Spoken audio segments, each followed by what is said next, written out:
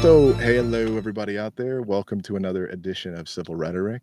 Today, we have an amazing guest. I know I'm going to butcher her name, although we've actually had an opportunity to speak before, but it is Zaira. Did I Oh, say it you got it correctly? right. Yeah, you got it right. Okay, perfect.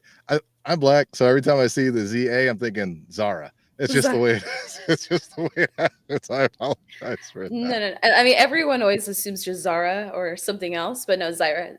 Yeah, that's it. No, awesome. So, everyone, we have Zaira on. She does have her own podcast, which I've actually had the pleasure of being a guest on. It is called, I know it's not fine like wine. It is not Complex like wine. complex like wine.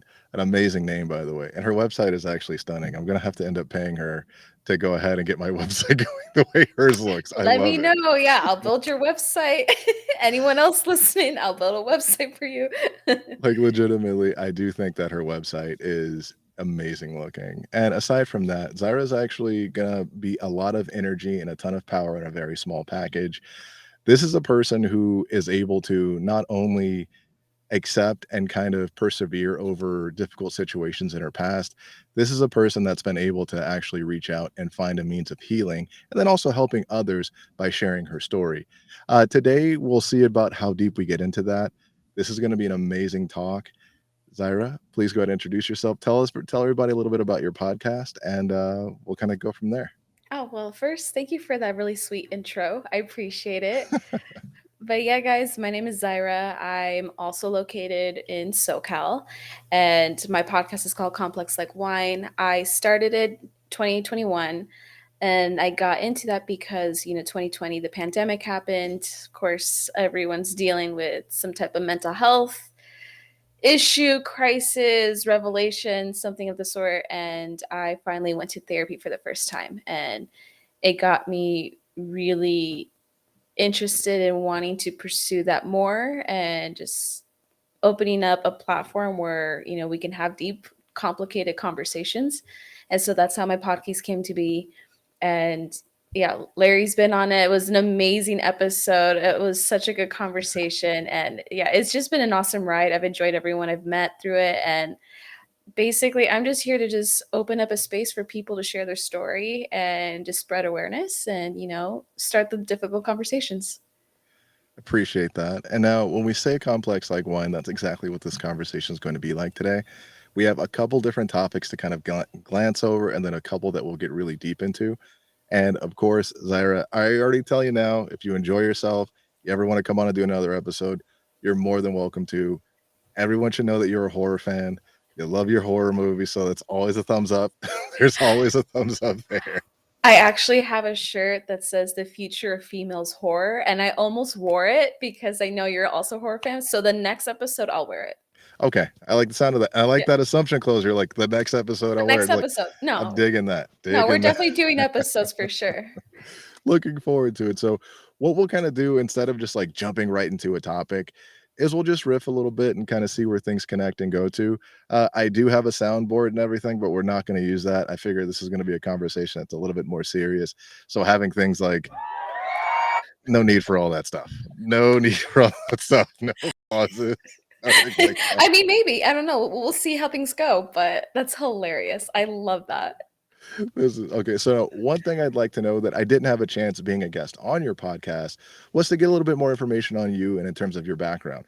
Now, I will say that I have taken a little bit of a cheater's test by listening to you on another podcast and hearing you go over your story, but that's not something you necessarily have to jump right into if you don't feel comfortable or not. You're more than welcome to just share like some fun facts, anything that you find interesting about yourself. Yeah, yeah, yeah. So, yep, again, I'm located in SoCal. I was actually born in Mexico, but that kind of doesn't count because I moved back to the States when I was one. My dad is third generation Mexican American here. And so, growing up closer to LA, the demographic was primarily Asian, black, you got whites, and then high schools, there's Armenians. So, growing up, I was always one of the very few brown girls. So that kind of is part of the molding of who I am. I grew up really introverted. I didn't have a lot of friends growing up.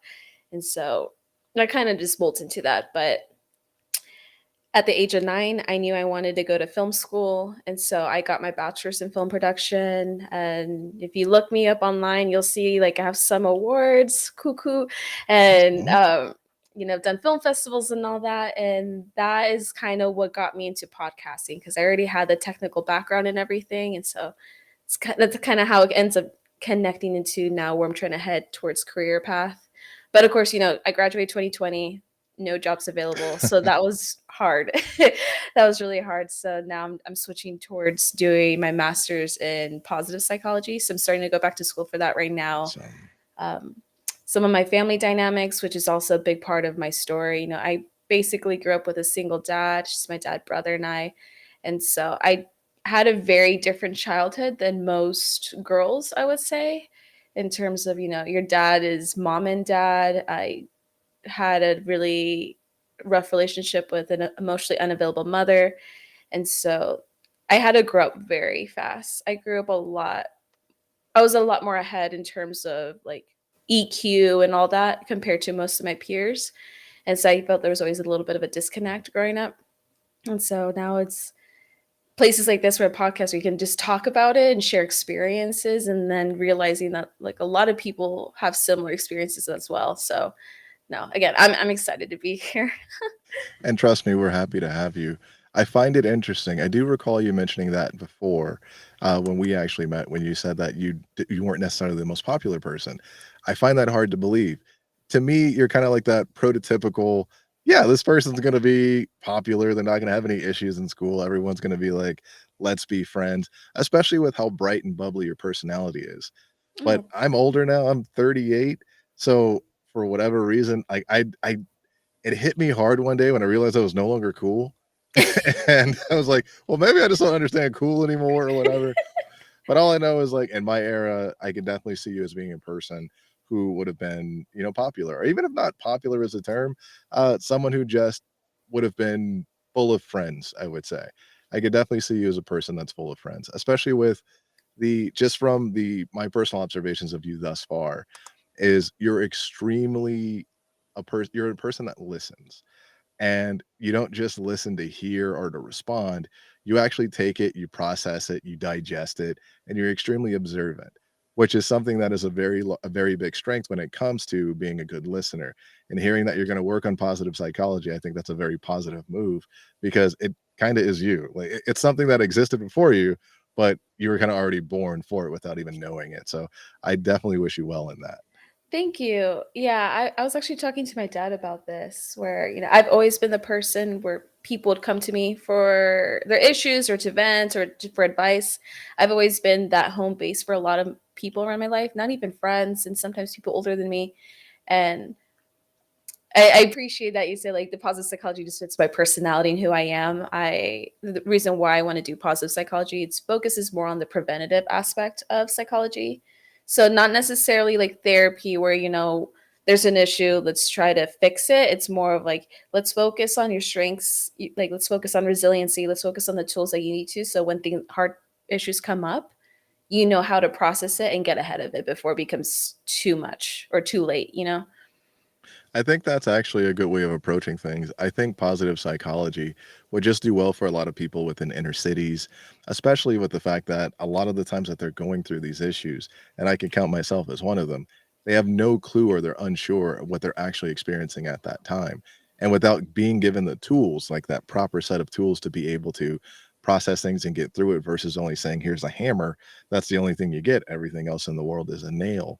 And I think what you're attempting to do and what you're looking to do and the direction you're looking to take your life, I can only see that being beneficial, especially if you take that information and you translate that into the podcast world. I think that you can provide a very, very good, stable base for many people, especially with being somebody who has the type of strength that you do. Because if you see you walking down the street, you're like, oh, it's a small, petite, female, but you have no idea the, like, pit bull that is, like, you're a person that's like a giant, and I think others can see that, they'll gravitate towards that, and it'll give them an opportunity to see that they, regardless of size and stature or their standing in the world, will be able to be somebody who can leave footprints that are easily followed, and I see you being that person, so I really, really, maybe we will have a use for it. Oh, Yeah. yay! Yeah. No, thank you. You're so sweet. I appreciate it. No problem. So I try to just kind of be I find it, like, in terms of as I'm getting older, that it's a much easier go of things to kind of just allow life to happen as it comes. A very famous quote is Bruce Lee, "Be like water," which is technically kind of pulled from Descartes and Socrates, but still, the being like water and accepting life and kind of trying to mold yourself to it versus swimming upstream or constantly fighting and being so rigid like a rock. I found that when I was younger, that was pretty much me. It's like, I'm gonna change the world to fit me and how I feel and all that passion and vigor that you're full of when you're younger. And now in life, like after experiencing things, I realized that I could possibly be 100% wrong. Like everything, my Mhm. entire, all my choices in life, all the decisions I've made could be wrong. And ultimately, I don't need to necessarily push that on someone else to help them feel any less than. The only thing I would want to do is kind of the approach that you take is I would want to uplift. And one direction we're going to take with civil rhetoric is to have the uncomfortable conversations, but on top of that, to allow ourselves the opportunity to grow, especially men. What I've noticed is on in the online space, there are men that, have very, modern ideologies, and then you have men that have very like antiquated ideologies. And it kind of boils down simply to what everyone or most people can recognize would be the red pill or the blue pill. And there's just so much fault I see in both. It's so Mhm. hard for me to say, yeah, that's what a guy is, because I do think being a man is something that is in rather short supply nowadays, and the terms that we see in terms of masculinity seem to be coupled with words like toxic and things like that, where it doesn't really allow for a person, a man especially, to kind of heal in the society.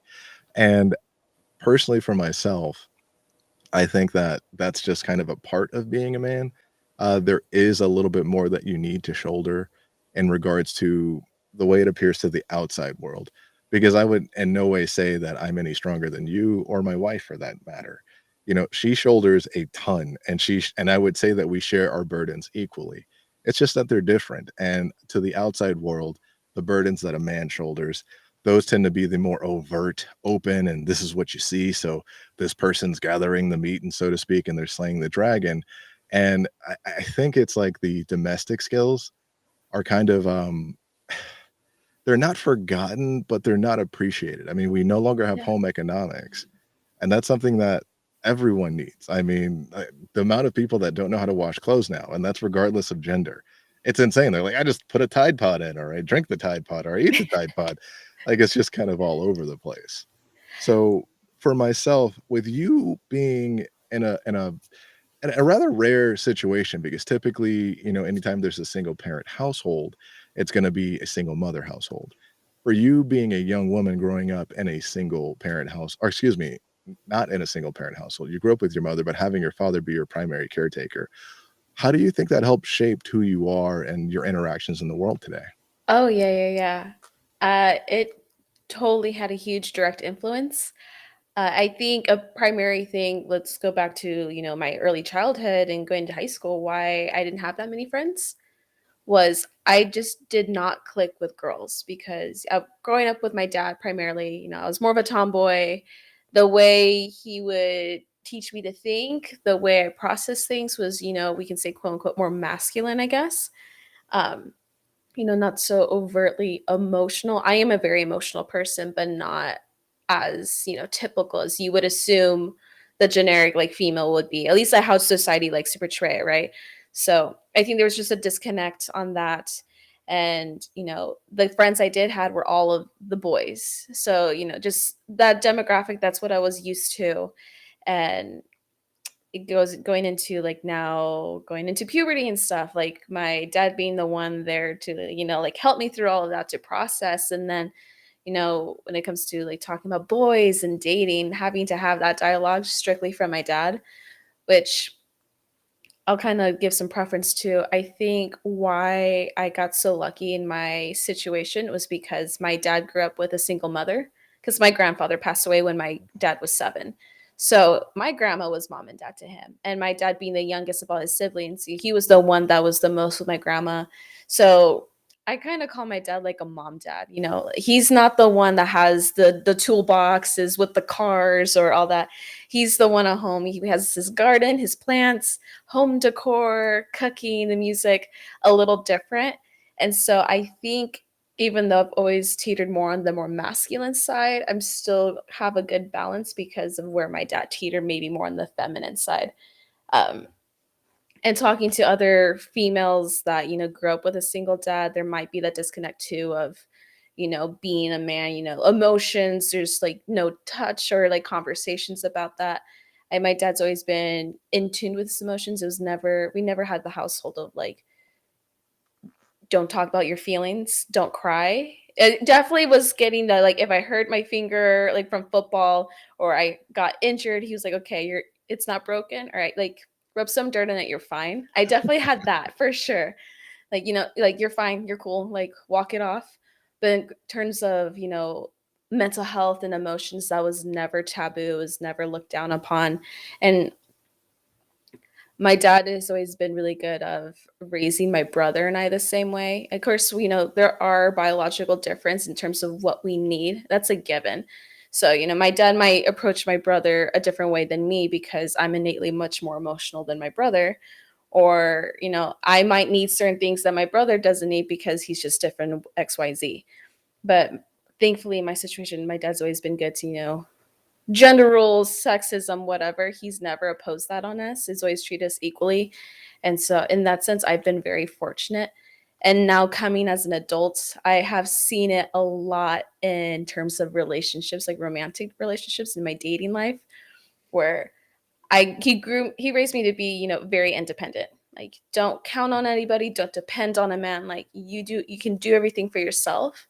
And that was out of more of like protection. Like, you don't want to be in a situation where you think you need to be the submissive or, like subordinate, like the housewife and all that. He's always raised me to be like, do your ambitions, whatever you want to do. Like, never put yourself aside for anybody, especially a man. And so coming into now dating as an adult where men might have different expectations or have different needs, I have seen how there is a huge disconnect on the way I come about things and the way they come about things. And so that's also actually been a lot of things I've been working through earlier this year with therapy and just a lot of self-reflection of finding the healthy balance where, like, yes, I was raised to be hyper independent, but how has that become unhealthy and how can I make that healthier? And finding the masculine, the feminine, where I've always had to be my masculine, like taking care of everything, being on survival mode, especially with having a really toxic relationship with my mother. Now I'm finding what I need so I can be my feminine, like the you know caretaker, being more affectionate, being more open, all of that. So having a single father definitely has played a lot into different stuff, and I've honestly not until really this year where I've fully realized to what extent in all the different aspects of my life. That is interesting. Now, you said a couple of things that I actually have notes prepared to actually go over. It's not necessarily that this was an observation I made about you. What I have actually done by having the knowledge beforehand that you are from a single parent household and it's from a single parent household as a father, as the primary, I did a little bit of research, I did a little digging. Mhm. I looked at what the generalities are in that, and then I also want to get your personal point of view. But you had mentioned a couple things, and I guess I'll kind of start with the fact in terms of trouble and issues with dating. One thing that I'm curious about, excuse me, is someone that was raised in a single father household for their most part, in, like, the formative years. Would you say that I guess your taste or your preference in men, what type of man are you interested in? Or Yeah. if at all men, Yeah. hey, you know? That is a really good question. So the men I have attracted have been ones very much in their feminine. And everyone in my life, my family, my friends have always told me I have always been the one, quote unquote, wearing the pants. I see. And I never understood why I was attracting these kind of men, even though they were not the type that I wanted. And not to say for people listening that like feminine men are bad or unattractive.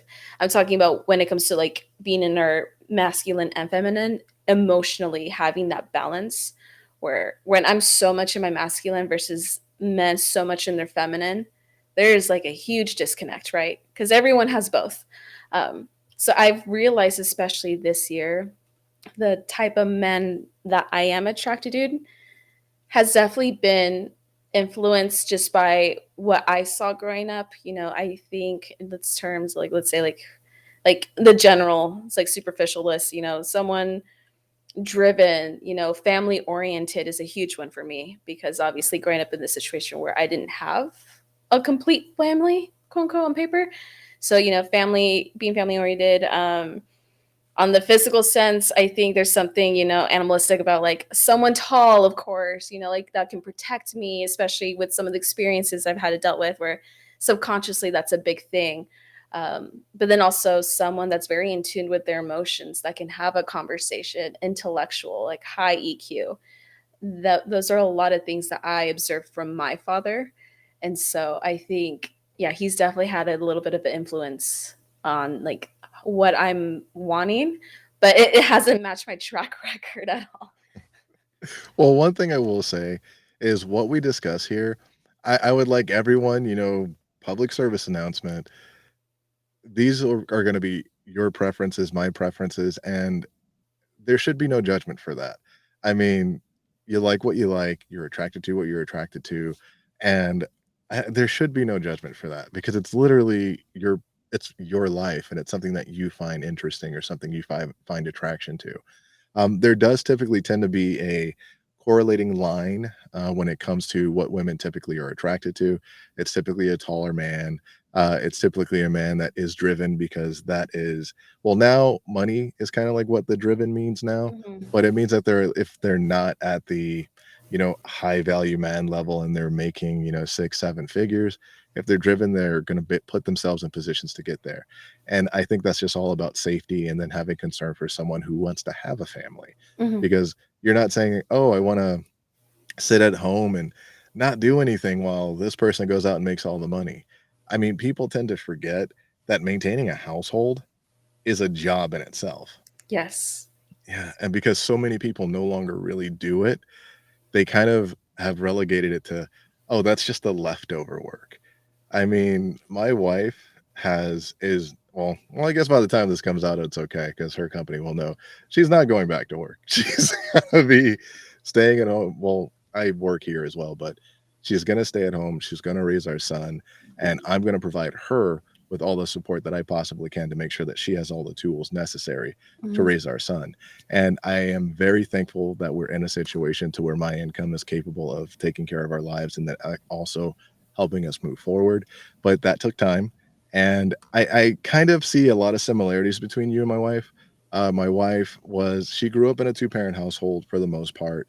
It wasn't the most, I guess, comfortable living situation would be the best way to put it without giving up her story, without her giving it up herself. I think that that does kind of put a different wall around the type of men that you're attracted to or the type of men that you allow in your life. I will say that it's gonna be difficult to find a partner, that's gonna kinda check the boxes that you're looking for, and it's not because there's anything necessarily wrong that you're doing, it's Mhm. just that partner typically it takes a while for a guy to understand who and what they are, Yeah. because that term high value gets tossed around a lot, especially, like, within the red pill community, and you have the guys like, "Well, I got a Bugatti, and I got all these women, and I have this, that, and the other," and then once they get older, like, after living that lifestyle, they realize, like, "Man, that was a total waste of time. I could have been focused on doing so many other things that could have been, bearing fruit, so to speak," and I have the feeling that it's gonna take a little time for you to find that person, but as long as you're open, because the one thing you alluded to height as superficial, you didn't say anything like, "Well, they've gotta make, 6 figures, the minimum income." Like, you don't have these, superficial goals. Mhm. You're looking for someone who can be, quote, unquote, "a partner," and I know a lot of times that that saying kinda gets beaten up to where, "Oh, no, there is no partnership. There's a leader, and then there's a follower, and so on and so forth." And people kind of forget that life isn't black and white. There's a ton of gray area. Yes, for the most part, if someone kicks in the door, then I'm leading in that situation. However, if like my wife, she's really, really good with numbers. If it's something that has to do with breaking down numbers and whatever along those lines, she's going to lead that situation because she's the best suited for it. And I understand how people kind of get this mixed up and, oh, it has to be one way, it has to be the other way. It can't be anything in between. You have to be a strong, dominant man all the time. You have to be stoic.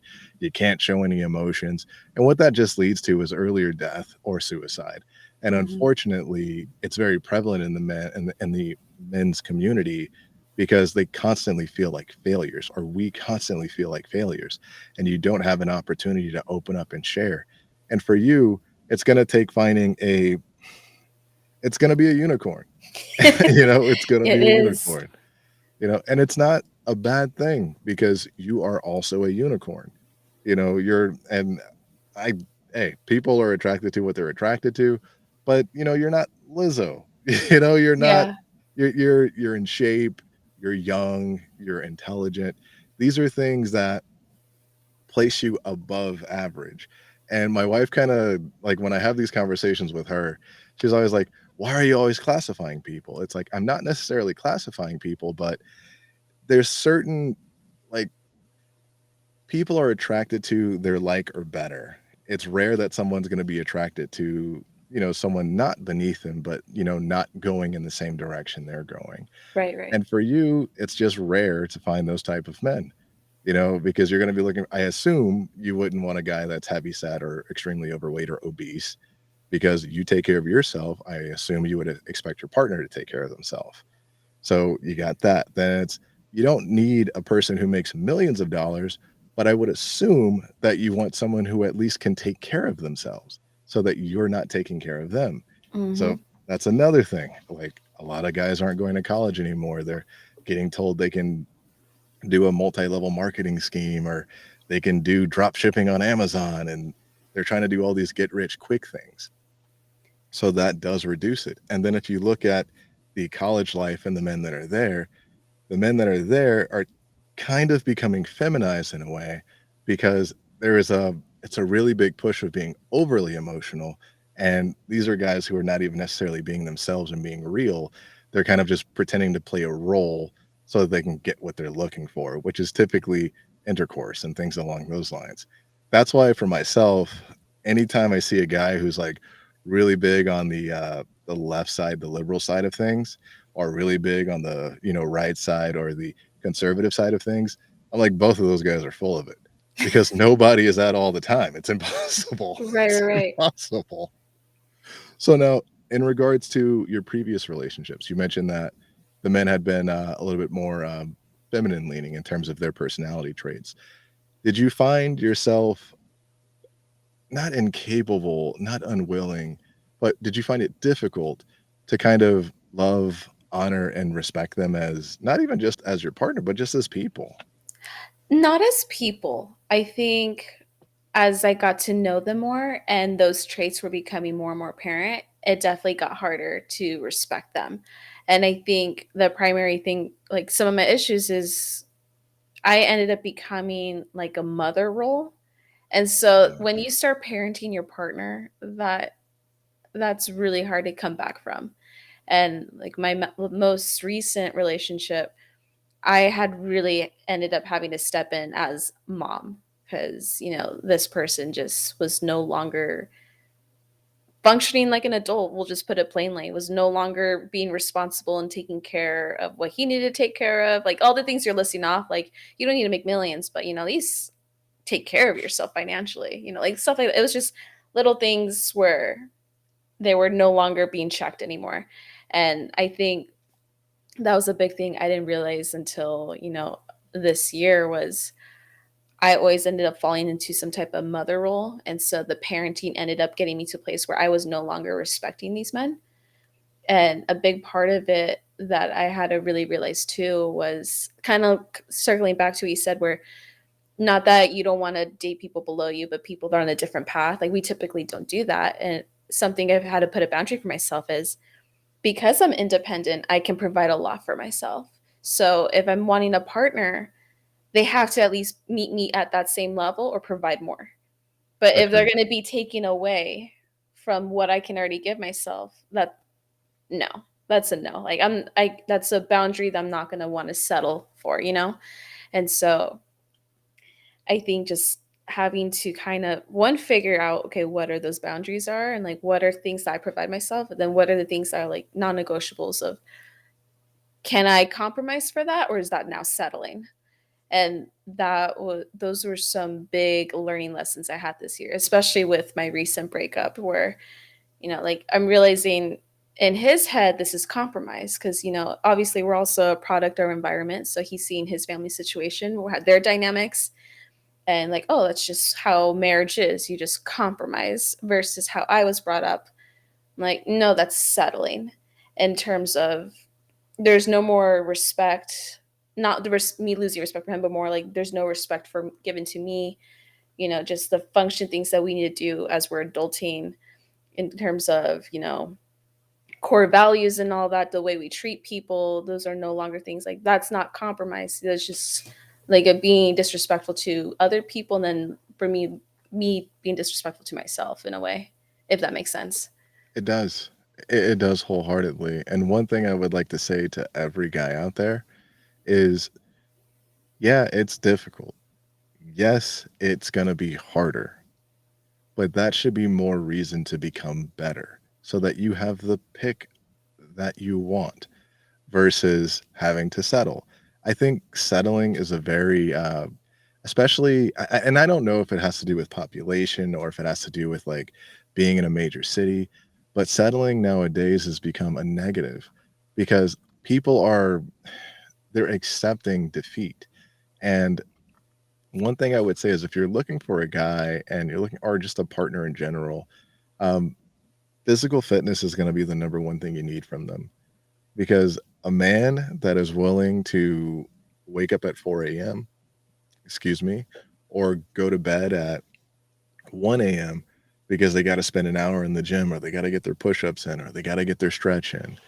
That's going to be a person that typically is going to have that translate into the rest of their life because that's a person that understands sacrifice and they understand that it's not all about getting the lollipop today. Sometimes you need to save that money so that you can get the bicycle tomorrow because nothing is going to be instant abs. Nothing is going to be instant physical fitness. It needs to be somebody that is mentally strong enough and has an internal fortitude that's willing to apply that to their life. So I would say that's going to be number one. The only downside about that is you have a lot of people who place too much primary focus on that. And then that's where you find the, for want of a better term, the fuck boys. Mm-hmm. And those are going to be guys who are just out there trying to sleep around and do what they can. And right now in this society, because of social media allowing access to more than just the people that surround you in your area, it's going to be hard to kind of sift through those guys. But the one thing that is I recommend always doing is make your intentions clear from the very beginning. If you're looking for a relationship that can potentially translate into a marriage or something along those lines, tell them that's what you're looking for. Date with a purpose. Do Mm-hmm. not allow yourself to just be, don't think that the guy is going to ever change and say, you know what? I think I want to start dating with a purpose. Because just the Yeah. same way that women are when it comes to when they meet a guy, they know whether or not they have any sexual interest in them. A guy is the same way. It's just on the opposite end of the spectrum. And if a guy says that, and also believe who they are when they show you who they are, because a lot of times you're going to see things to where it's like if the cell phone's face down, if they don't want you touching the phone, like even if you're just doing like a quick internet search, oh no, let me do something like Mm-hmm. this here, if it's always on vibrate, those are going to be red flags. And when it comes to guys, typically the guy that you're attracted to is going to be capable of attracting other women because Mm-hmm. most of the attraction points are going to be very similar among all people and all species. So if you see a guy, it's like, man, the guy's attractive. He's got his, financial situation for the most part together. Because I believe you're 25? I'm 26. Oh, 26. Thank you. So, and what age range are you open to? Like, what's the youngest guy and the oldest guy you'd be willing to date? So I think the youngest person I'd be willing to date right now is like 27. Um, and I think realistically, the oldest I'd be willing to date right now is maybe around 33. Okay. Um, the first date I went to from since being single was I thought he was maybe like 35. He ended up being 38, which is right in the middle of my dad and I's age gap. So I realized like if it's uncomfortable to talk about that with my father, that's probably too old for me. So that's my boundary. Like if it's gonna make my dad awkward and weird, then like maybe the age gap is a little too much. But I would agree. I think that's where I'm at now. Like somewhere between, ideally like early 30s, late 20s, I think is like, okay, hopefully a little bit more mature. They have their stuff going on. Um, I'm as you're talking about like things to look out for and all that, I'm nodding my head because these are all things I've been really noticing since dating. Um, the red flags, the way they are, they will really show you who they are from the get-go. Yep. Like since downloading the apps, the first person I went on a date with, and I've in total I've only seen three people, so just as a preference. But the first person I saw, first date, trying to ask questions and all that, and he tells me like he got out of a relationship that was 6 months, 6 years long, and he ended it 2 months before our date, and that should have been the clear thing of like, oh, emotional availability is not going to be given. And so by the time our third date came, I this was a big intention of mine with starting the date was, I'm going to be a lot more clear of what I'm looking for my boundaries and just being a lot more vocal. And so I told him like, well, hey, what are you looking for? Are you looking for rebounds? Are you just having fun? Are you wanting to take things slow? I told him like, I'm not rushing into anything, but this is where I'm at and this is what I am looking for. And after that, it started to tail off, you know? Or even his and I's first date, I had told him, like, my expectations with communication is this. We don't need to talk every day, but if you're gonna be busy or tied up, just give me a heads up so I know. And I'll give you your space. And so I've just been a lot more vocal of, stating what my expectations are. If you vibe with it, cool. If you don't, then please There's step the aside. door. There's the door, like let's not waste each other's time. No, definitely. And one thing I would suggest, especially having a father, is lean on that. You also Mhm. have a brother, so lean on that as well. Tell them about the guy, let them meet the guy. They'll see the red flags. Like, I myself, I was that guy. I was not the guy that was looking to have a wife or to date and do those things, but I was upfront about it. But most people aren't gonna be upfront. There Mhm. it's a God, what was the show? Fresh and Fit. I watched a couple episodes of Fresh and Fit, and I realized, like, okay, the information that they're providing, it's extremely flawed because it can't apply to the general audience. It is so rare to have a man that's willing to be open about it because that means that that man has options. The Mhm. majority of the world are not gonna be lions or wolves. There's gonna be a whole lot of hyenas and a whole lot of scavenger coyotes, and I don't mean that in a disrespectful way. It's just there are gonna be guys that need to lie to get what they're looking Oh, for, absolutely. you Even know? women too. Yeah. Oh, of course. Yeah. Of course. And in all honesty, it's just something that people need to prepare for, and having, males in your life that are not looking to sleep with you, those males are gonna be extremely good at judging the content of the character of the males that are attempting to court you. And Mhm. I do think it's really awesome that you're telling somebody, you're being upfront about it. And I would say another major red flag is any guy that has dated someone for 2 plus years and it never moved to the very minimum an engagement. And then even from there, if that engagement is over 2, 3 years, it's another major red flag. Oh, Yeah.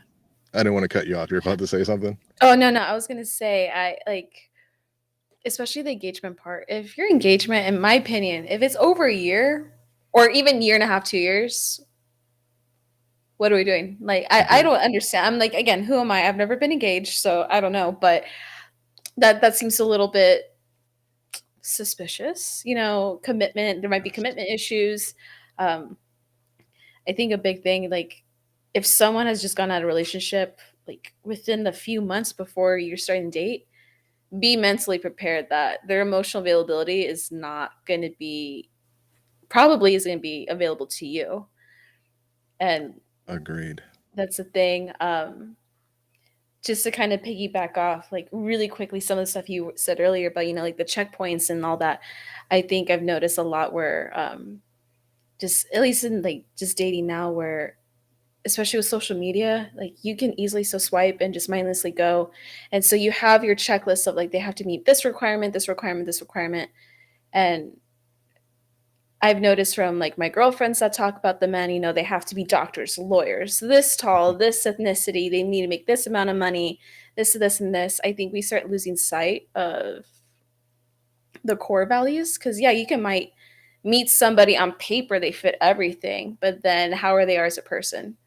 Like, are they going to respect Agreed. you? Are they going to listen to you? Are they going to want to help you grow or all that? I just wanted to throw that in there because that's something I've learned from like my girlfriends that talk about their dating history versus what I look for. I have my checklist for sure because those are the minimum things that I provide myself. So like that person needs to meet me or above. That way we can help each other grow. But I just want to throw that in there before we continue. No, I would actually have to agree with you. I know that society, especially with social media, everyone's showing, oh, I take a picture in front of this fancy car or I'm on a private jet. And the reality is they're renting it or they're at a studio or they're on a set. And what that does is it creates this false idea that like everyone in the world is rich. I mean, I live here in Los Angeles and the amount of like white Mercedes and white BMWs that I see rolling around here and parked in front of apartment buildings, I'm like, okay, this shows me where that person's mindset is. And also, they're wearing the Armani, they're wearing their Versace, and it's like, okay, you're wearing all of these things, all these logos on your body, you have all these chains on, all these watches on, yet you have no property. Mm-hmm. So that tells me where your mindset is. That tells me that you're a person who likes to flash. And usually, if you're flashing, it's to get what you're looking for versus a person that has, the amount of women that I've heard say, I would not date a guy with like a Honda Accord or like a pickup truck. They need to have some kind of a Urus or Benz or something like that. And I'm just like, this is insane because you understand that what this person is doing is they're fishing. And this person is fishing for anyone that'll get on the hook. They're looking for somebody who likes the flashy car, who likes the flashy lifestyle. That's not the type of person that will marry you. That is the Mm-hmm. type of person that will sleep with you. That is the type of person that ghosts you, leaves you unread. That's the kind of person that is. And it's not that it's a bad person, it's just that's what they are. And profession doesn't necessarily separate those intentions from the person. So, like a doctor or a lawyer, again, they have other people who are looking for those same things. And if it's somebody who doesn't have strong character, they're going to step out continuously. And then that's where you get the lifestyles where it's you have a woman who's kept, but she understands that her husband sleeps around and does all that stuff. It hurts her, but because she's so enthralled with this lifestyle, she'll make those sacrifices. And that to me is what leads to unhappiness and leads to a non-functional marriage. Like for Mm-hmm. my wife, I love my wife. I would never cheat on my wife. And it's not that I don't have options to cheat. It's not that I couldn't if I wanted to. It's just that I have a moral code. And there's just something that if I make a commitment, especially if I took the trouble of getting married and we took the trouble of writing vows and saying them in front of our friends and family, I'm going to hold them.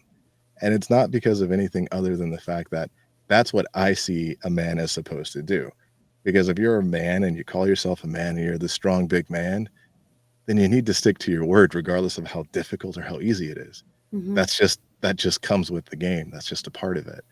And for yourself, I'm curious if there was a minimum, not minimum income, because again, guys, well, no one in general, but most people don't really hit their financial stride until like mid 30s, late or early 40s. What would you say, because your friends liking the doctor, liking the lawyer, what's like you how many children would you want? That'd actually be an easier way to do it. Yeah, If you so want children at all. I do. Minimum two. I think max. Well, we'll say like 2 to 3. That is what I Okay. have always envisioned, but for sure minimum 2. Okay. Mm-hmm. And it's funny. I'm so like stealing someone else's like way of answering this, but it's done so well. In regards to your lifestyle, do you want to work and provide 50% of the income, 30%? How much would you want to have to provide? So I was actually thinking about this earlier today too, which is funny. So I'll answer it this way. That way people get an idea where my head's at. I have always thought to myself, I could personally never just be the quote unquote housewife, stay at home, like not having a job or passions projects. I don't think I personally would be happy doing that just for me because I love working on something. I love having my projects. So whether it was the podcast and it had its own business or, my long-term goals and visions for my career, I personally know I would need to be working towards something. So now in terms of like percentages with a partner, if it's 50-50, ideally that'd be great for me because I, again, being so independent growing up with my dad, like I always feel I want to do my share. But also, if there's kids involved and my partner is the breadwinner, then I am willing to scale it back. That way I can take care of the kids, take care of the household, but I need my space so I can pursue my passions and projects. Because the big thing, like a big boundary for myself, is not losing myself to the like societal expectation of, oh, because the breadwinner earns more, his life and his goals are more important than mine. It's like, no, well, they're equally important. It's just now we're having to place our priorities in different ways to make this whole unit work. And I think that's a big thing with no one's above the other. This is the thing of partnership. There's compromises. So, and this is also another thing that I've always stood by too. If for whatever reason I was the breadwinner, I have no problem paying for most of this stuff with the expectation that my husband is going to step in and take care of everything else that I can't. So as long as everything in the world is like 50-50 and like it's all being done, percentage-wise, I personally don't care.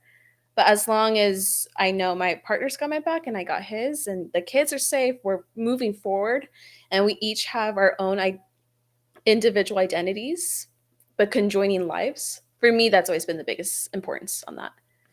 Okay, I see that. It's just funny. This is reminding me of the conversation I had with my wife when we decided we were going to have children, and who was going to be the one that stayed to raise to do the primary raising.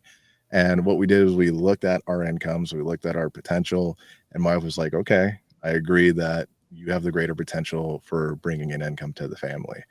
And it was a difficult conversation. This took about a year because Yeah. it was the only way that I was willing to say, "You know what? This is the only way I'm willing to have children." Because we can Mhm. be dinks. We can just, go wherever we feel like going, whenever we feel like going. But if we're gonna have a child, we have to place ourselves on the back burner and make that child the primary. So Mhm. everything that I do, especially with like now, the reason I'm doing this podcast and like looking for people to connect with and have conversations with is because I want to be able to display to my son that there are means of going through life that will allow you to kind of find yourself and be who you are, and you don't have to be all of one thing. Right. And I think it's difficult because a lot of people have this idea of what a home life is like in a marriage, and they assume, well, the husband's gonna be the breadwinner or the wife's gonna be the breadwinner, and it's now gonna be an exchange. It's no longer an equal exchange. It's now the breadwinner is providing more. When in reality, like I look at my wife's day and I'm like, whoa, I don't know if I could do that. I'm like, whoa, you're a strong woman. Like, you get hats off for that. Yeah. And the way I look at that is a lot of people kind of, denigrate, the wife or the person that decides to stay home and think that they're not giving as much or whatnot. But raising a child is difficult. This is just one. I have a friend who has twins, and, oh god, man, hats off to him. Like, big hats off to him and his No. wife. It literally takes a village to raise a child. Agreed. So for Agreed. people to look down upon or diminish the housewife's role, the husband house role, like whatever it might be, they're seriously misunderstanding the other person and just not really being observant and actually listening and paying attention to all the work that it takes. Agreed. and it needs to be appreciated because I greatly appreciate what she does. And like there are times where I'm jealous, and it's not because I think she's upstairs not doing anything. It's just the fact that she gets to spend so much time with her son, and I had Mhm. to accept that I'm going to get the text message, I'll get the phone call. Hey, he rolled over for the first time on his own. Hey, he's starting to crawl. Oh my god, he said something. I had to accept at the very beginning of this journey that that was something I was gonna get secondhand, unless I get lucky. But for the most part, it's something I'll get secondhand. And there are times that I'm jealous because I just wanna go up and just hold him and hug him and just play with him. But it's like that's when she's doing belly time with him or something. It's like I don't wanna step on her toes or get in her way. Mhm. So it's difficult on both ends, and people just need to come to a not even just need to, because I can't tell anyone what to do, but life becomes a little bit easier when you're capable of accepting just what it is.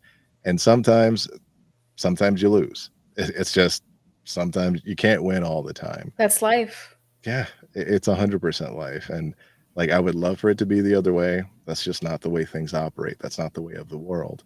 One thing I did notice was that you mentioned you would like to have passion projects, and that's exactly what my wife has.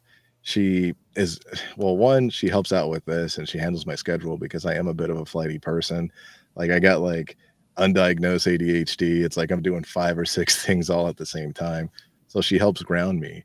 But at the same time, she's like, "Okay, as soon as, he's old enough and he's able to move and do things on his own, while he's up there, I'm gonna go down and I'll be, working on my business or making sure that the podcast is taking off or our resale business is doing well." Like, she wants to make sure that she's still active Mhm. because she was also raised to be strong and independent. And it took us a while to get around that because independent, like if a guy says I'm strong and independent, you're like, well, you're supposed to be. And if Right. yeah, it's like, and if a woman says they're strong and independent, it typically means that they're strong and independent of a man. And I mean, it takes 2, like, especially just, like, financially, it takes 2 incomes, and honestly, it's probably gonna take 3 or 4 as we kinda move forward in this world. Mhm. And one thing that I do appreciate about you is that you're willing to basically not fit into a mold, but you're willing to basically make sacrifices and accept them, and not sacrifice to say, "Well, I'll get that back one day." You're like, "No, I understand that doing A leads me to B. So that's just the way it is." And that's a I wouldn't say it's a typically masculine point of view. It's a very realistic point of view, and that in itself is very rare. Like, that is extremely rare. I think just growing up where being survival mode and having to be realistic, and I can dream and idealize all I want, but then I have to kind of wake up and, okay, what are the facts in front of me? And just having to learn how to bounce back, because life will surprise you. You can think things are supposed to be the way all you want, the shoulds, they should be this, they should be that, she should be this way, he should be that way. Like, you can think that all you want, but that's not how life works. You have to be prepared for when, curveballs comes, when things surprise you, and just adjust. And I think I've just had to learn to be very flexible and realistic.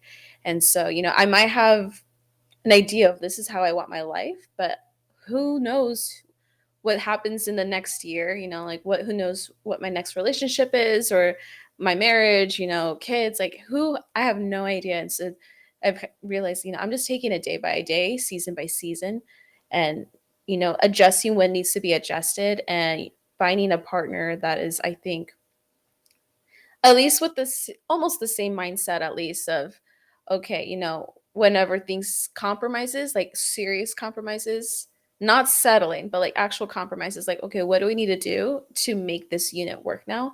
Especially when you've committed to a relationship or a marriage, like it's no longer just you, it's your unit, your team, like your wolf pack or whatever. I think people forget to make that distinction.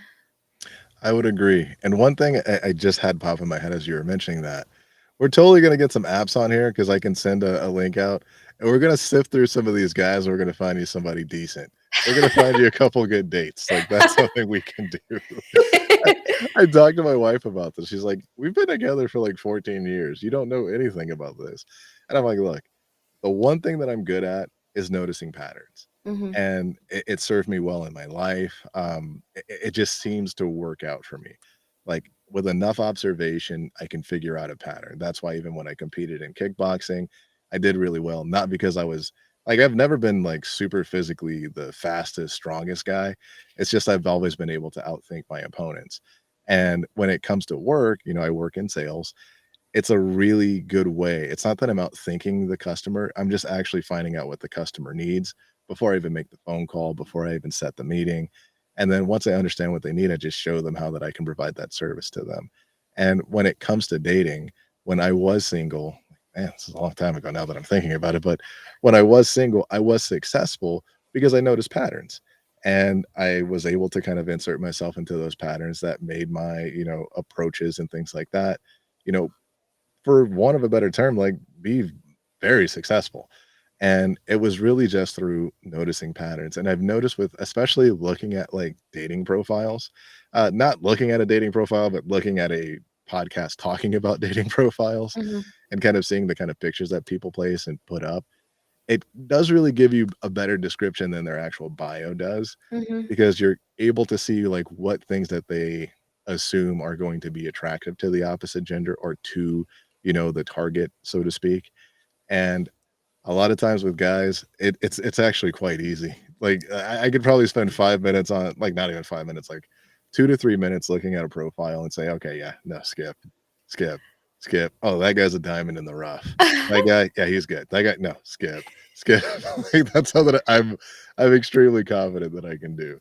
So, we'll totally have another episode where we do that. That Uh that'd be really fun. Yeah, I definitely would 100% take whatever opinions, your insights for sure. Like, I would be like, "All right, Larry, help me." You got it. Like, that's something it's actually something I've been working on because I'm actually at the moment kind of combing through statistics and census studies, and I'm looking to figure out like how to become what I call a dating sniper. It's a not somebody that's out there just like spraying at the wall to see what hits, but somebody that acquires a target, Mhm. stalks said target, and hits the target right on the dot. So that Love is that. something I'm actually working on right now. As Hell a matter of yeah. one thing I did wanna kind of go into, especially since you mentioned your childhood, is in regards to, I guess, what I would consider to be your survivor story.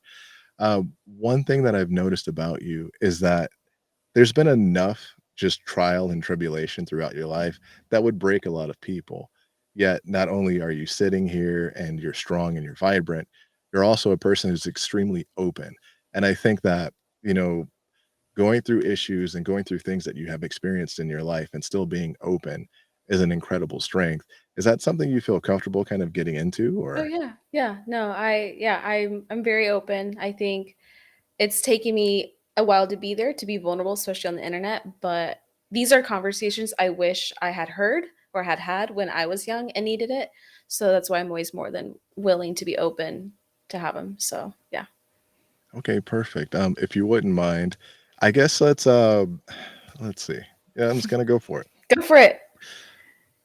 Let's kind of go into the experience you've had suffering through the two traumatic events when dealing with the opposite sex. If you wouldn't mind giving the listeners a bit of a backstory on that, Mhm. and what I've actually done, I spent a little bit of time kind of breaking down like the series of events that occurred there. I took a look at where society was in terms of its media, Oh. and from looking at that, there's a bit of an equation I can see there Mhm. that placed everyone in that situation. So, Mhm. if you wouldn't mind, talking about it a Yeah. little bit, to where you feel comfortable, Mhm. and, I'll kinda give you a little bit of my feedback on that. Yeah, no. Well, Or one, I'm not really feedback, not feedback, what I've observed on that, not feedback. Yeah. I'm really excited to hear what you've researched and looked at because that's I'm really excited to hear that. But so in terms of my survivor story, trigger warning to listeners listening, this deals with sexual assault. So just want to preference that in case anybody aren't in the place to listen. But I have had to experience sexual assault experiences, rape, when I was 18, and I like to be a little bit more open about these two experiences because they're very different, and then also I think especially as females we're taught to be wary of stranger danger. Like especially it's more common to hear like, okay, watch your drink, be care of strangers, lock your cars and all that, but you're not necessarily taught about that it might be people that are your friends, it might be a boyfriend, girlfriend, family member that's not necessarily talked about. And I think that for my first experience, it was with a quote unquote high school boyfriend fling, someone I was talking and seeing to. So yeah, this was during senior year. Him and me and this person had gotten really friendly. Obviously we were really interested in each other, and over a progression of months, boundaries were getting pushed and pushed. There'd be no, there'd be stop, like groping, and like it ended up becoming groping to, like grabbing, like grabbing breasts to now like trying to stick hands down the pants. And prom night my senior year was a big kind of turning point where now it didn't matter how much I was saying no and to stop, but it was just becoming more persistent. And at this time I didn't have the voice to really put my foot down and have the boundaries. That was something I was really struggling with as a kid, especially growing up with a household like my mom, where boundaries were not a thing. They were not respected. So I didn't know how to have boundaries. So that ends up going into graduation happened. It's the summer post high school.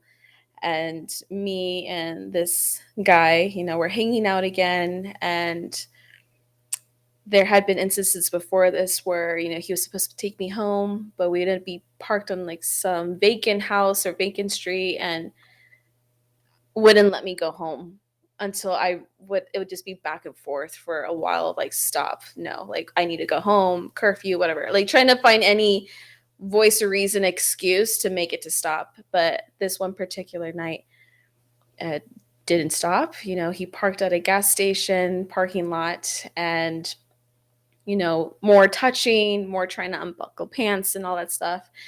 And I realized I was not going to get out of the situation unless I just had to let it happen. And this is where I'm thankful that my brain dissociated because I don't remember a whole lot from that evening.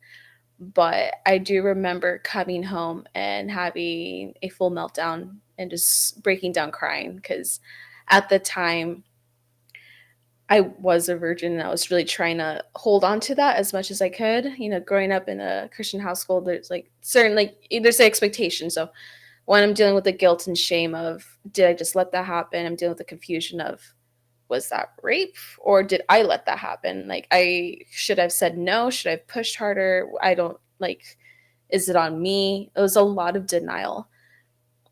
So that was very confusing, and that was really really difficult. And to kind of share with like how stressed out it made me, my periods have always been on time, I've never had issues with them. And after this instance it was late a whole week, and it was purely from stress. So just so that people can imagine when your body's like not doing what it needs to do anymore because of stress, that's rough. um, and so yeah, I was just dealing with a lot of denial. So then fast forward, this was in like June or July. Fast forward to October. It's my first time drinking. I'm at a friend's house. They're If you having. wouldn't mind, Oh yeah. before we transition to that one, Hmm. um, I'd like to give you, what for one, I wanna say thank you very much, for being strong enough to share this story. Hmm. I think that this incident is fairly indicative of the type of trauma that many young men and women, I would say predominantly young women, Hmm. are going to encounter. Um, and based on what I've been kind of able to collate, Oh yeah. it looks a lot like you have 2 societal messages that are pushed. You have one message is that a young girl, a woman is supposed to be chaste and you're supposed to hold on to that and make sure that it's only given to your husband, yada, yada, yada. Mhm. And then on the other end of society, you have a society that's saying to young men, you know what? You need to go out there and sow your wild oats. And she's going to say no. But if she doesn't push you off, if she doesn't say no, no, no in a very stern, firm way, she, she, she can't say yes, guys. So you need to help her say yes. And these two messages kind of create this vacuum that has so many vacancies and so many holes that it leaves people open to this type of traumatic event. Now, I can say that from myself, and this is extremely uncomfortable to say, that when I was younger and I would go out, I, of course, did similar tactics to the young men that you're referencing. And this is like high school, and this is not anywhere to the same Mhm. effect. But I do need to accept that, you try to start with your hand on the knee and work your way up so that you're quote unquote working her into the mood. And those were things I did. I was very well at hearing no. That was something that I was good at. But at the same time, I can't say that I'm innocent in this regard. And I think Mhm. that this is something that a lot of men need to kind of come to terms with because we had media at the time that was like American Pie. Yeah. My wife and I went back and we tried rewatching it. And we got through maybe 10 minutes of it.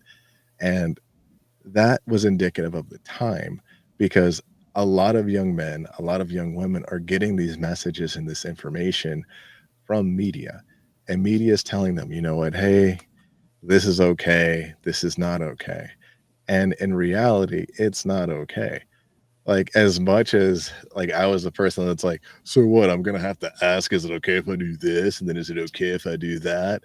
As much as I hate to admit that I was that person, that's honestly just the reality of the situation, because placing your hands on someone else comes with a great responsibility, and ultimately, we as men like to talk about we're bigger, stronger, faster, so with that, we need to accept responsibility in the fact that because we're bigger, stronger, faster, it's also intimidating. That comes with that. Mhm. And if you have a young woman that you're dating or not dating and you're trying to, push things along, you have to take into account that because typically she's going to be smaller than you, typically she's going to be fearful of what you could do to her if you did get upset. Typically, society is gonna tell her that she might have placed herself in this situation, so she should go through with it because she's gonna, give you blue balls, which was the thing I used to always say. Oh my god, yeah. Yeah, it's like, oh, these are all things that men are told are okay, and it'll take a little understanding to understand that that's not okay. Mhm. That's not how we're supposed to go about these things. In no way am I gonna sit here and say that I'm trying to, you know, accept or understand that person's point of view and what placed them in that situation, but there is an amount of responsibility that society needs to take, but more importantly, there's a massive amount of responsibility that men in general need to take, and everyone thinks that the rape the rapist, the raper, the rapee are these television, ideas of who and what these people are. It's always a scraggly looking guy with a longer nose and disheveled hair and things like that.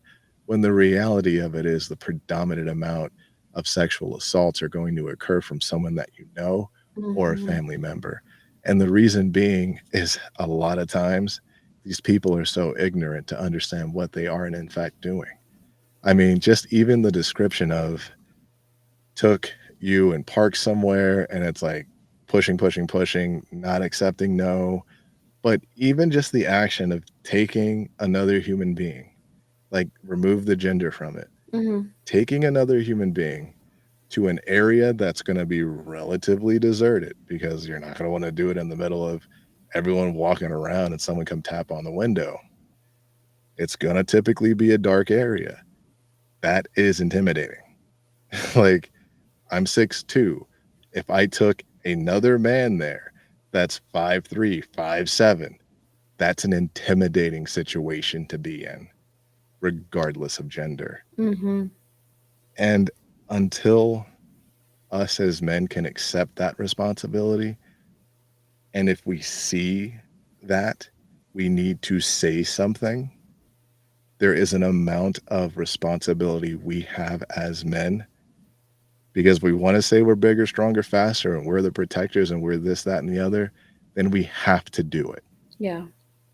Every guy has a friend that is this way, was this way, more than likely still is this way. Mhm. They need to say it's not cool. It's not acceptable. That's not okay. That's not what we do. And that can change an entire societal dynamic that creates this monster. Because a lot of times we think that the monster is going to be the guy hiding in an alley, waiting for you as you go into your doorway. No. Many of the times the monster is in the mirror. And that's something that we need to accept. It's just something that needs to be accepted. And that just comes with being a man, that comes with being the bigger person, that just comes with the territory. Mhm. It just is what it is. And I'm very sorry that that happened to you. I'm very sorry I cut you off. No, it's okay. Yeah. So I very sorry. So if you would Yeah, not yeah. mind continuing with where you were going next. Yeah, before I continue with that, everything you're sharing, I think it's true. I look back on what was on TV, growing up with just mostly guy fans, the things that they would say about other girls or the things that they would hear that other men would say. Um, it was a lot of very much of push, push, push because you don't know if she's going to say yes or not, or you just do the assumption. And again, especially with I think where the ignorance comes in their head, at least I'm going to assume it's an ignorance thing of like, well, I know this person, so it's okay. Like that doesn't change anything, whether you know them or not. But so to continue the story, um, yeah, fast forward a few months. It's now October. It's my first time drinking. I'm at this party with some friends. Older people come. I don't know who they are, but they brought alcohol. And so, of course, it's your first time drinking. You don't know Yeah. when to stop. Um, and an older guy again, one of the people I didn't know, he was there. And it got to the point where I am just wasted. I'm blacked out drunk. I was puking, like I was a mess. I'm in the backyard now with this guy taking care of me, and I'm just obliterated. Um, Eventually, he ends up taking me to a room, and this is another thing where I think back now, and part of me gets upset, but it's also part of why I try to share the story. The whole thing of people say something, if you see something, say something, right? Um, but yeah, he took me in his room. Thankfully, I don't have much memory of this either, but like remember him being on top and no shirts and stuff. Um, Eventually, I wake up the next day to use the restroom, and I realize like things don't feel normal. Like things are kind of hurting. Um, Go to the bathroom, and I see a used condom, and I'm kind of like, okay, I'm confused. I'm severely hungover. My hungover lasts 3 days. I'm just I'm just so out of it. I'm trying to process like what happened. Um, and as my hangover started going away, I started remembering a little bit more. And I finally had the courage to say something to somebody because with the first time I never said anything. Again, because of the denial, he was my friend. We were all part of the same friend group. I didn't want to stir the pot. So I never said anything. But with this time, it was a little bit more black and white. And so I finally told friends over dinner, said, hey, I think I was raped. I think this is what happened. And unfortunately, they told me that like I must have been confused or making it up because there already had been so many days after it. And after that, I didn't say anything for 2 years to anybody. Um, but I realize now, like there was people that had watched this man take me into a room, and it's the thing of like whether a girl is awake enough to say yes, or a man, like we'll say if anybody's consciously okay, like verbally can say yes, but they're intoxicated, that's not consent. That's they're not consciously able to give that consent. um, and so the fact that my friends and these people at this party had let me be in a room alone with this guy, I think is probably one of the like harder things, was one of the harder things for me to process. um, but yeah, again, I like to share the two stories because you were taught stranger danger, the guy in the alley, the guy at the party, the creep, but you're not taught about the friend, the boyfriend, the girlfriend, family member. But also,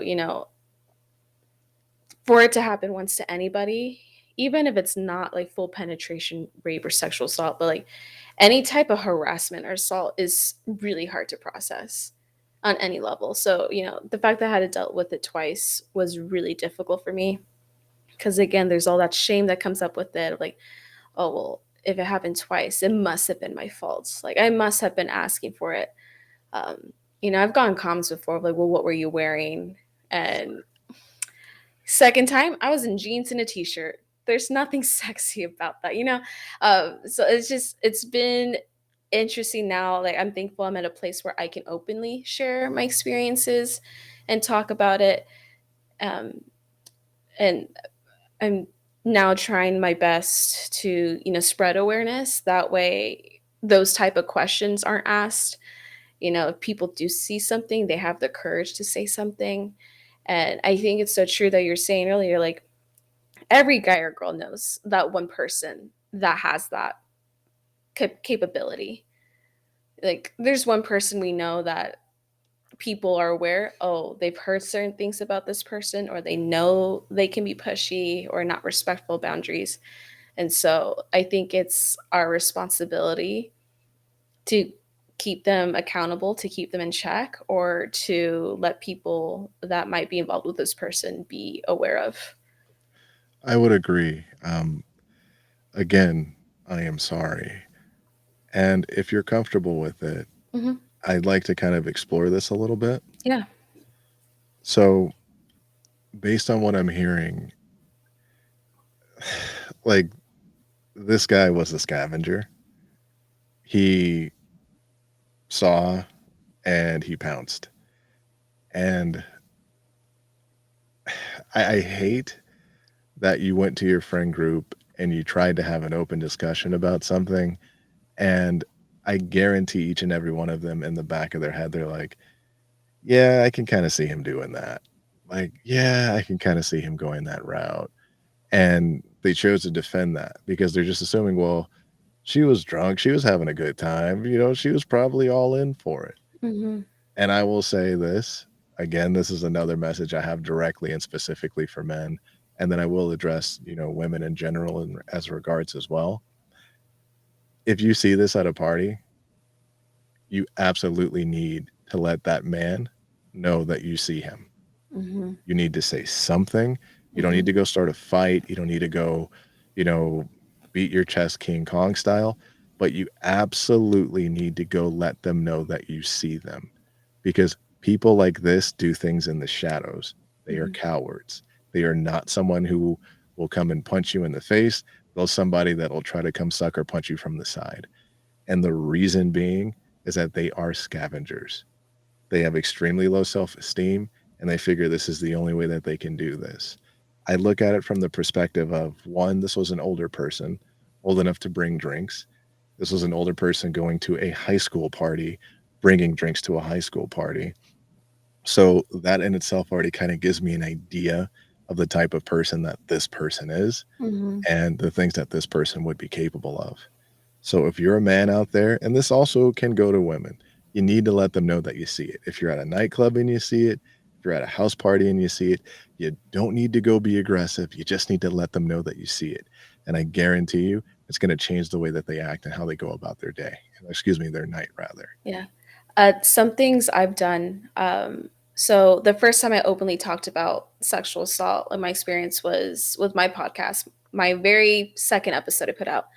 And the guest on it, she shared her experience as well. But her and I met at a party in college where, and we talked about this on the podcast, so that's why I feel comfortable sharing with this on here. But she had some drinks, and so she was intoxicated and all that, drunk. I was sober, and so I she was eating a puke in the ground, and I made sure she was never alone with a guy. Like I left my friends and stood with her just to make sure she was okay until she got her right to get taken home. Because again, being there, if I've ever seen women intoxicated, especially, my focus is like, okay, I want to make sure everybody knows that you're not vulnerable and you're not in a position where something can happen. Or at clubs and bars where I've had girls, super intoxicated, their skirts are rolling up, so they're showing things, and the guys start taking advantage of that and starting to like grope with them. I always make it a sure where I'm standing in between them and this other person, or I sit with them in a corner and cover them up. That way, no one can try anything. And so I share that with people. If you're out and you see a girl that's, being exposed or she's by herself, and this is the same thing with men too, but be a good person and make sure they're okay and step in. I'd agree. There's Get, a there's a civic responsibility that we have to our fellow man. mhm, And I myself like to consider myself a man's man. I do. I mhm, like to stand on that. And in having that as something that you say that you adhere to, you need to adhere to the things that are not comfortable. You need to adhere to the things that might get you out of your comfort zone, because without doing that, you're allowing a society to kind of push this narrative that it's okay. mhm, It's not okay. And I know from the male perspective, a lot of times it's like, well, she shouldn't have been at this party getting so drunk. She shouldn't have done this. She shouldn't have done that. That's irregardless of the fact. mhm, It's it's like if I'm a like I am a black man, so let's say if I'm out and I'm not committing a crime, but I'm pulled over and my rights are violated and I'm killed, well, you can't say you shouldn't have been a black man in this area. right. It's there's an amount of responsibility we have to accept and that we have to take. And you never know what someone else is going through. Someone could be going through a very tough time. To me, hearing both of your stories, especially in terms of the time frame that they occurred in, I could see it as a means of self-medicating, because you're looking for an opportunity to kind of just escape and get away. And alcohol, like at first, it's so much fun, and especially if it's your first time, you're like, Mhm, "Oh man, this is great. This is going on." And you're there with friends, so you assume safety, mhm, and rightfully so. It's just unfortunate that I'm not sure if that's still your friend group, but that friend group lacked character. And I do think that that's indicative of the men that are in that friend group, mhm. because to associate with a person like that that's at a high school party, I mean, I didn't like going to high school parties when I was in high school. So it's like, why is this guy at a high school party bringing booze? You Why know? is he hanging out with a bunch of 17, 18-year-olds? Yes. Yeah. Yeah. No, Yes. these people are definitely not in my life anymore. Um, Good. a part of what was a big struggle for me was, my one of my relationships, trying to not be specific that way for his privacy, but he was best friends with the first person that assaulted me. And I didn't tell him what happened till years later, but he had told me, he's like, "Well, that guy's my best friend. Like, I don't know what you want me to do." And so, me and my ex definitely throughout our years of friendship had some strong rifts, and I had definitely questioned whether I should have cut that friendship, and I probably should have at the time. But once me and this person started dating and those conversations came up because they needed, we needed to hash that out.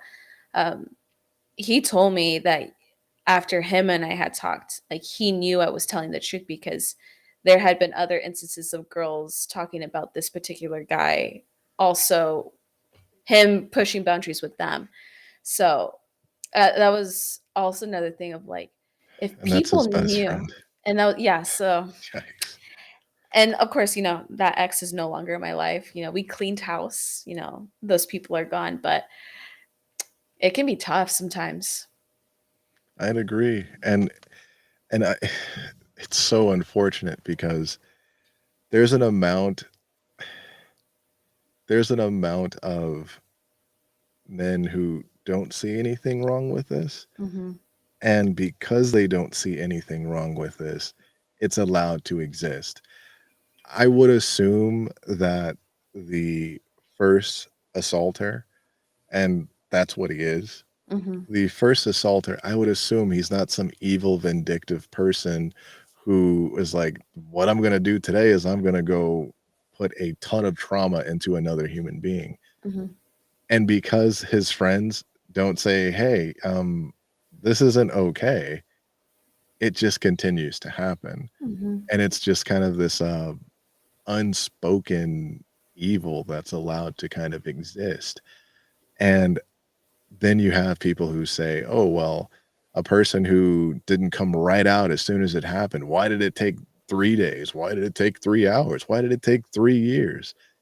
People process things differently, and it doesn't make the experience any different. Mhm. Getting consent is important, and for young women out there, take a good hard look at the people around you, both male and female, but especially male. Look at them and really think to yourself, is this, and I hate to say it this way, is this a premium male? Mhm. Because a premium male is not going to do that because they don't have to do that. Mhm. My friend group, and that goes to this day, if anyone there has any kind of sketchy, this could be something that they do, it's like that shit doesn't fly. You're not going to do that. And it just has to be laid out. I myself had to learn this on my own, but this is something that should be talked about openly so that men can understand their role in this. Mhm. And I'm not sitting here saying that every guy is an assaulter, but I am saying that every guy that doesn't say shit, that has a friend that is this way and doesn't say shit, they are attributing to the issue. Mhm.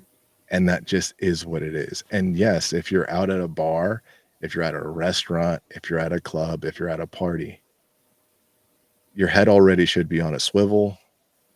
Just look out for other people. If you see a girl that's drunk and she's alone or her friends are kind of just off doing their own thing because they're drunk, just be kind. Keep an eye on that person. I'm not saying babysit them, but I am saying just keep an eye out because you know the group of it's typically 3 to 4 guys. They're typically, average or below average in terms of looks, or they're attractive guys that seem to be lacking something, whether it's confidence, whether it's maturity. And if you see these guys preying on these women, just stop it. Just say, "Hey, I see you. Mhm. Why not leave her alone?" There's countless other women. Women outnumber men. There's other women at this bar, there's other women at this nightclub that are not inebriated that you can talk to. Mhm. And as a guy, I would say don't hang around the woman because then someone may mistake you for doing the same thing. But just be kind and keep an eye out for her. Your life and the karma will just be so much better in that regard. And you'll go to sleep, you'll look yourself in the mirror, and you won't hate yourself. Mhm. You'll be happy that you did that. For myself, there's been a couple times at parties and situations because I never really drank when I was younger. I just really wanted to have this clean body temple thing. And so I'd always be the sober guy or I'd always be like a designated driver for the most part. And then I notice and I'd see things and then I would stop those things. But it was like by the time they took her to the room, I'd go stop it versus let me stop the guy from talking to him. Just stop it before it even gets there. Yeah. Just like, yo, I see you. You need to cut that shit out. Go do Mhm. something else. Go, go play some beer pong or just go fuck off. Yeah. And there is a responsibility that we have as men. Like, and I'm not going to say it's fair. I'm not going to say, well, oh, she shouldn't place herself in these situations. Literally, she's at a party with her friends. Literally, that's what she was. She was at a party with her friends. She made a mistake. She drank too much. That doesn't mean that she deserves to be assaulted. No one deserves that. There's nothing that she can do. There's no outfit that she can wear. And I don't say she as in you. I'm just talking Mhm. for women in general. Mhm. There's no outfit she can wear. There's no thing that she can say. There is no action that she can do. Nobody deserves that. Simple and plain. No one I deserves that. I think we need to start teaching, I want to say men primarily because that's the stats, that's men that primarily do this, but we'll just say people for, we need to start teaching people to not do these things versus trying to teach women what not to wear and where not to go and how to be careful. I i think there's so much emphasis on watch out for your drink, lock your car immediately when you get in, look around you, Yeah, share your location all the time, be careful what you're wearing, like be careful of your tone. I think that's all bullshit. I think we need to really just start teaching people, you just don't fucking do that. Sorry if I'm cussing, but you're you just fine. don't you don't do that. That just stop. Don't do that. And so I hope as the more and more as time goes, we've since the Me Too movement, it's been a lot more vocal, but there's still a long ways to go. But I'm hoping society eventually gets to a place where we just start teaching that, especially like in schools and high schools of like part of sex ed, like that stuff you do not do. Agreed. And I mean, I know this has kind of always existed in society, but a positive male role model in the life of these young men would go a long way. Mhm. Because as you mentioned before, it's predominantly men. I'm comfortable enough to say men, like just Mhm. being realistic because there's not really women out there, dropping things in guys' drinks. Mhm. Even when it is a guy that's being assaulted, it's typically from another guy. Mhm. So let's just call it what it is. Let's take the responsibility as men and accept the fact that we need to be civil. We need to be people. We need to evolve. We need to meet society where it's at. And if something's wrong, it's wrong. It's just regardless of not if it's accepted, it's wrong. Like Mhm. I've seen videos where there's a guy at a nightclub and like will full on punch a woman in the face. And it's Yeah. like, I don't understand how that can happen. And there's just a room full of guys So and just then let they it. don't do anything. Mhm. I mean, you didn't even go get the bouncers. You literally did nothing. You didn't even help pick the woman up. You just let it happen. Oh, well, she was talking to him rudely. Oh, she was doing this. That's just a part of the game. And Mhm. you have to accept it. Not everyone's going to be nice, but it doesn't mean you need to punch them in the face, especially when they're 40, 50, 60, 100 pounds less than you. Yeah. Like, seriously, that doesn't make you a badass. That doesn't make you tough. That doesn't make you cool. You know, to me and the guys that I hang around with, we'd call you a fucking coward. I was about to say that. It just makes you a Yeah, coward. a complete and utter coward. Mhm. And for me, that's what I want to avoid for my son. I don't want my son to go through life thinking that these things are okay. And like honestly, I'm worried for my son because when I'm defending my if I am in a situation to defend my home, I know I'm not going to be defending my home from a group of women who are coming to break in and rob us. No, it's going to be a bunch of dudes, Mhm. and it's just what we got to accept. Mhm. And I'm so worried for my son because and my wife and I we talk about this all the time. Like if I see something, I say something. Like there was like towards the end of COVID, like 2021, we were having like a burger and a beer at a local bar, and like these little kids were just got out of school, so they're gonna get on their bus to go to their house. and there's this homeless guy, like, throwing trash at him. The kids happen to be Asian, and, like, I didn't even realize that the kids were there because the bus stop was kind of down from where the restaurant was, but there were cars that were watching this guy throw trash at these kids, and then when I realized what was going on, I'm like, "What? No, get the fuck out of here. Mhm. You don't get to do that." And, like, my wife and I, we talked about it afterwards, and it's like, she's happy that I do those things, but she's always worried because she's like, "Well, what if this guy has a gun? What if this guy does this?" And then my answer and this might be ignorant on my part, especially because I have a family now. I don't want my son to grow up in a society that allows that to occur because people are scared, Mhm. because they're afraid of what's gonna happen.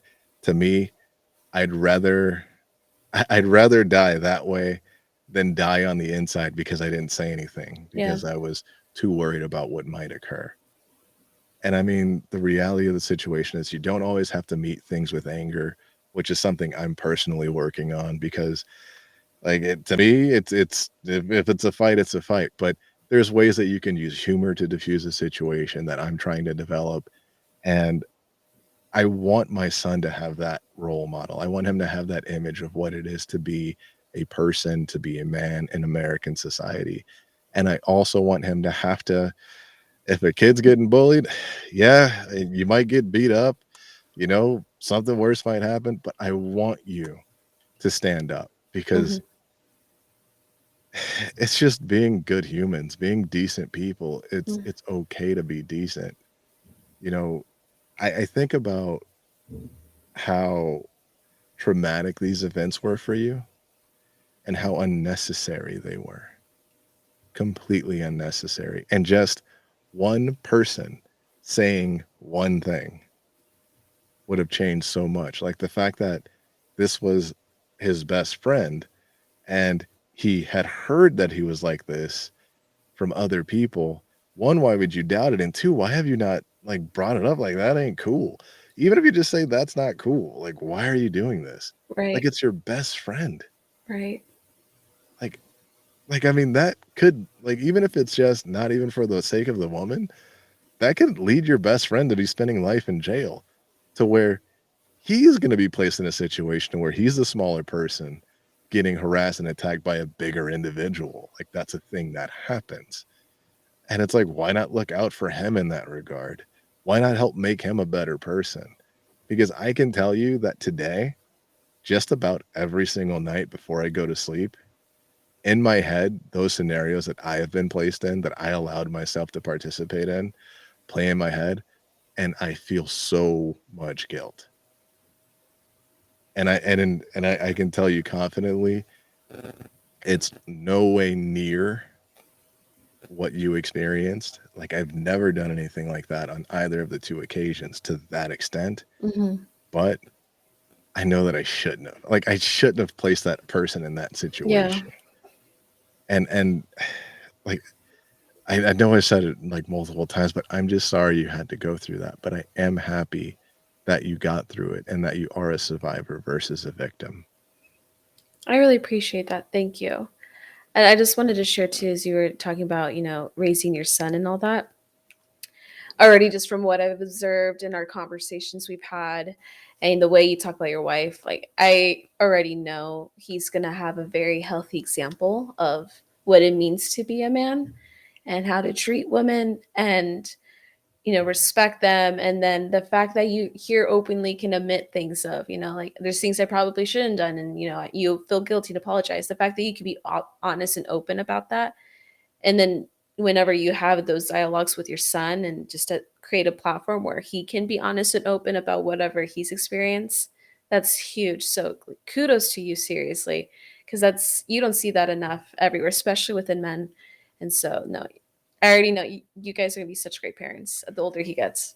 I really appreciate that because we didn't take it lightly when we decided to have children. Like, this was something it took us a year before we agreed on who was gonna be the one that stayed home, and then even before that to get to accepting it because I myself, like, I'm a big kid, like, Mhm. before having my son or even before the buildup of us even beginning to try, like, I like, the amount of money that I waste on things, because I like to collect stuff, and then, like, I also like to build and tinker. So, like, I had to give all that up because that's income that goes towards him. You know, Mhm. I can't go buy like, we have a couple of deep freezers here, and then, like, I love guns, I love knives, and I like to hunt, so I need to make sure I have the top of the line gear and all these things. It's like, okay, I can't go out there and spend all this money on this stuff. I Right. need to focus on what matters, and I think that our society of consumerism, it removes people from the understanding of what actually matters in life, which is why when I watch a show like A Walking Dead or play a video game whenever I can now, like Fallout, it's typically post-apocalyptic because it just seems to make the most sense to me because you realize how frivolous money and things are. What it Mhm. boils down to is safety, shelter, food, water. And as long as you can take care of those things, like everything we exchange money for is for some form of that or an escapism. And I know it's difficult for people to kind of accept that about life, but it's just something that is there. Like I that's why like with your father, you know, you mentioned he loves to garden. I have a feeling that because he likes to garden, I'm a guy who gardens myself. Like I love it. Like somebody that does that, that actually puts their hand in the dirt and tills the soil and, you know, prunes the plants, they understand that there's a cause and effect, a relational existence with the world and what surrounds us. And I think getting back to doing things along those lines, like cleaning your own home and not hiring a service, although people need jobs. If you're busy, hire a service and all, but that doing that yourself, the actual cooking and not just reheating something in the microwave, like making real food and not over salting it or throwing a bunch of MSG in it, but Yeah. real food with real ingredients. I think those are things that connect us back to the earth and to each other because I would find it quite difficult to justify committing an assault along those lines on someone if I understand, like, man, this is this is gonna affect this person the rest of their life. Like, I'm harming this person. And if someone can say I'm harming someone and still go through with it, well, that's a sense of psychopathy, and they probably shouldn't be in the general population. Yeah, I would have to agree with that. Goes down like a whole nother podcast episode of whatever other issues they have. But no, you said that so beautifully well. Like I don't have anything else to add to that because that was just so well said. No, I appreciate that. And one thing I would like to do, because I don't want to monopolize too much of your time, although I understand you're open, would you be okay with continuing this episode at a later date? Oh, absolutely. Okay, what we'll do is we're gonna sign off here, guys. Don't sign off yet with us inside the group. I'll just end the recording, and then we'll discuss setting something else up. But Okay. everyone, again, Zaira, thank you so much for not only being an amazing guest, but for being a person who pushes and continues to win and exceed and succeed at life. No, thank you so much, Larry. I'm so glad we connected online and that I feel like now we have like a good friendship. For people listening, his soaps are amazing. Oh, I thank love you. your soaps. Um, but no, thank you for just also being a great guest when on my episode, on my podcast, and then just being such a good host. Like I'm looking at the time, I'm like, damn, the time flew, but it was I'd such a agree. good conversation. So no, thank you so much. No, thank you. And just really quick, where can everyone find you? So again, my podcast is on all platforms. It's Complex Like Wine. And if you're on Instagram, it's at Complex Like Wine. Same with TikTok. If you want to follow my personal Instagram, it's at Zarmenda, Zarmenda. But yeah, I'm pretty much everywhere on like my Instagram and TikTok. I just post little clips and reels of all the different episodes, so you can get to learn more about different topics I throw on there. But yeah, that's where you can find me. And again, thank you so much. I look forward to continuing this conversation. Everyone out there with civil rhetoric, we really appreciate you taking the time to listen. We'll be back soon.